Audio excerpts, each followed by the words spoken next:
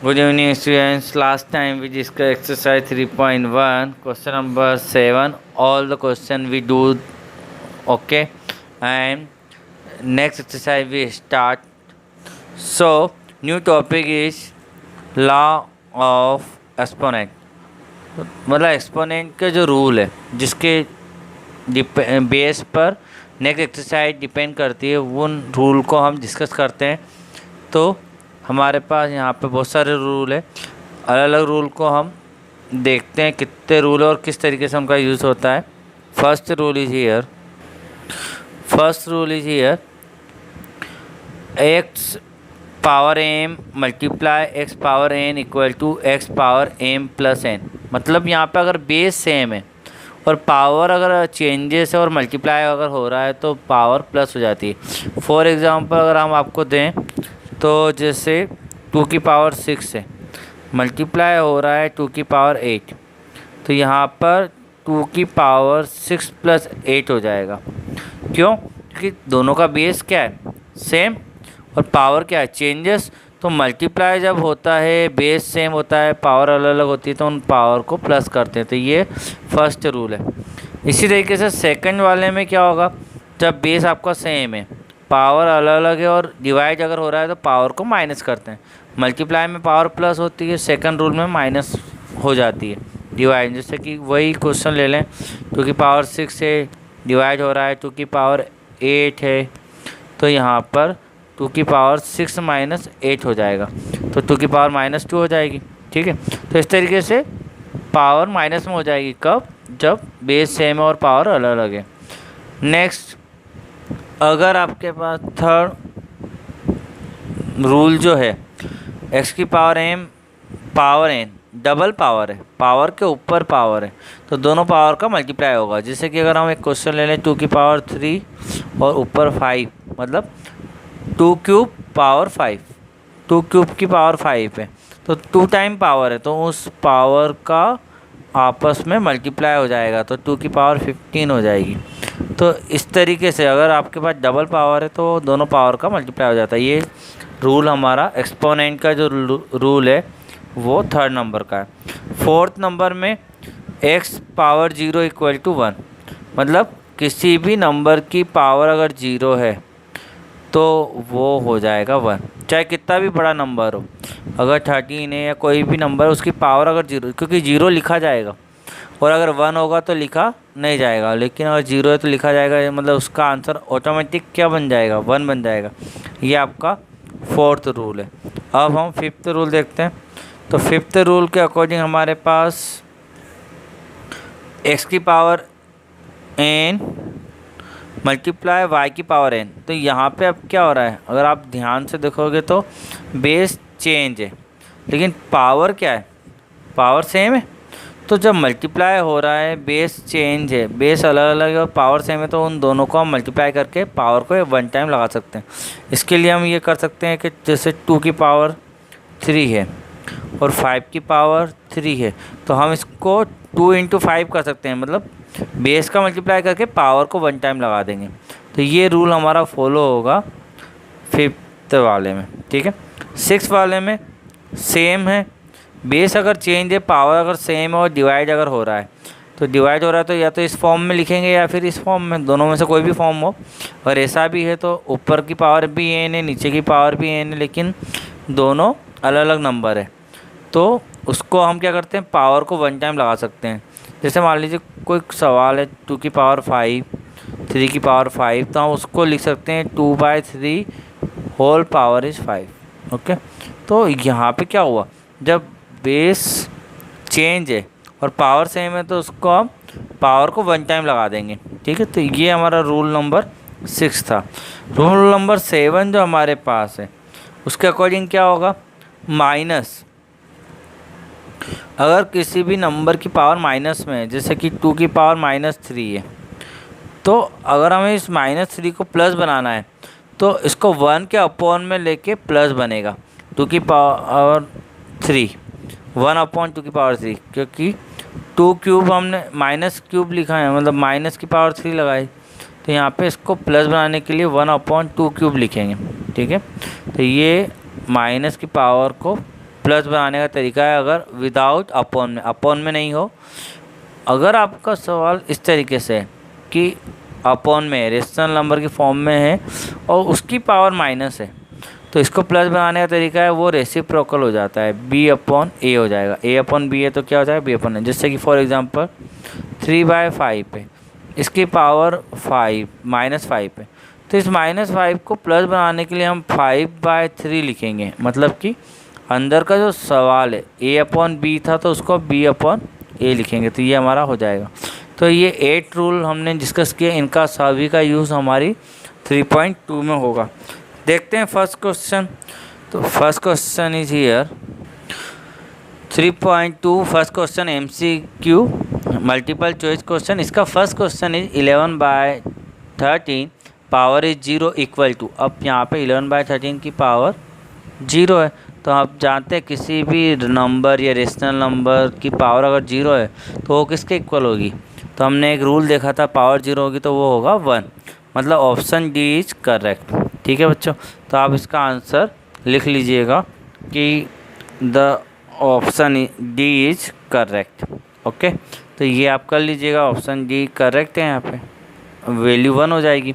इसके बाद next second MCQ, if 2 cube plus 1 cube equal to 3 power x then x, मतलब कि 3 की पावर जो x है उसकी x की वैल्यू क्या आएगी वो हमें बताना है। तो हम इसको सॉल्व करके बताएंगे। देखते हैं, यहाँ पे 2 क्यूब है प्लस 1 क्यूब इक्वल टू 3 की पावर x है, तो 2 क्यूब का क्या होगा 8 होगा, क्योंकि 2 × 2 × 2 2 को 3 पर मल्टीप्लाई करें तो 8 होगा। प्लस 1 का क्यूब क्या है 1 इक्वल टू 3 की पावर x सेम है, तो 8 + 1 क्या होगा 9 और 3 की पावर x 9 को हम लिख सकते हैं 3 स्क्वायर। ठीक है, क्योंकि हमें बेस सेम बनाना है तो हम 9 को क्या लिख सकते हैं, और आप इसके फैक्टराइज करोगे 3 × 3 मतलब 3 स्क्वायर लिख सकते हैं, और यहाँ पे 3 की पावर क्या है x। तो यहाँ पे अगर कंपेयर करेंगे तो नीचे के बेस इक्वल है तो पावर भी इक्वल होगी, तो x इक्वल टू क्या आया 2। तो ऑप्शन जो हमारे पास B है, therefore option B is correct. तो ये हमारा आंसर हो गया है MCQ सेकंड का। थर्ड MCQ देखते हैं हम।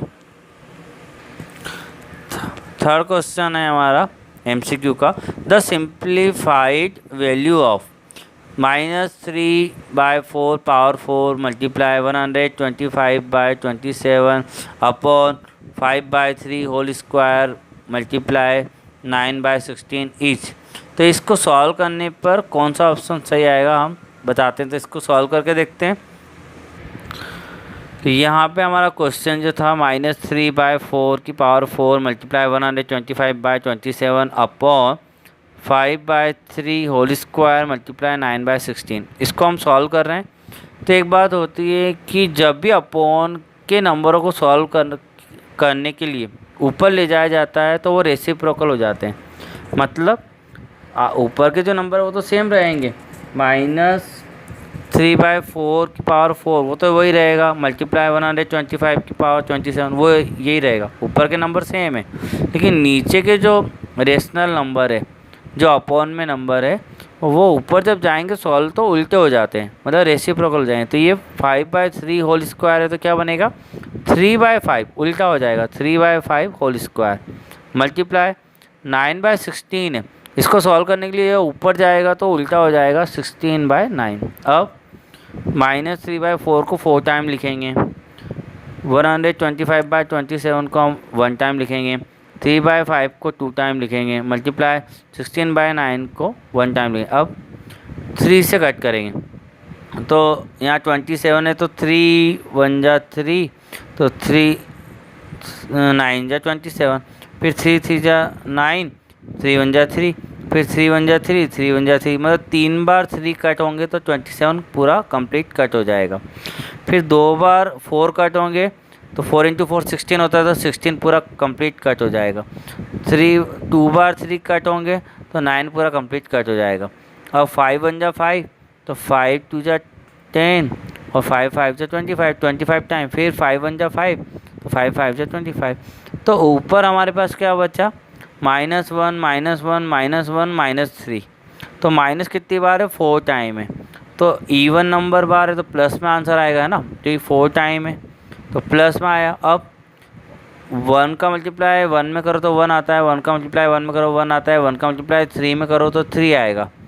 तो 3 लिखा और 4 इंटू 4 16 इंटू, अब 5 बचा था तो 5 और इसका अपॉन में कुछ भी नहीं है, 1 है तो 1 लिख दिया। 3 इंटू 5 क्या हुआ, 15, वो 16 इंटू 1 16, तो 15/16। तो ऑप्शन ए इज करेक्ट, ये हमारा ऑप्शन ए करेक्ट है। नेक्स्ट एमसीक्यू देखते हैं हम।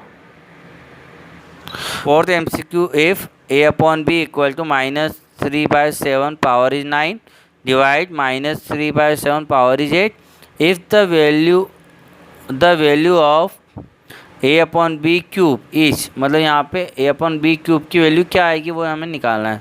तो सॉल्व करके हम वैल्यू फाइंड करते हैं और बताते हैं कौन सा ऑप्शन राइट है। a अपॉन बी -3/7 की पावर 9 डिवाइड -3/7 की पावर 8। तो यहाँ पर अगर आप देखोगे तो दोनों का बेस सेम है और पावर क्या है, चेंज है और डिवाइड हो रहा है। तो डिवाइड का एक लाभ एक्सपोनेंट हमने पढ़ा था कि जब डिवाइड हो, बेस सेम हो, पावर अलग अलग हो तो माइनस हो जाती है। तो x की पावर m डिवाइड x की power n equal to x की पावर m माइनस n। तो हमें फार्मूला साइड में लिखना होगा, ठीक है। तो a अपॉन बी की वैल्यू क्या आई, -3/7 9 -8। तो यहाँ पे 9 - 8 मतलब क्या हुआ, पावर 1 आ गई, -3/7 की पावर 1। और हमें किसकी वैल्यू निकालनी है, क्यूब की, a अपॉन बी का क्यूब की वैल्यू निकालनी है। तो -3/7 का क्यूब करेंगे, मतलब -3/7 को 3 टाइम लिखेंगे।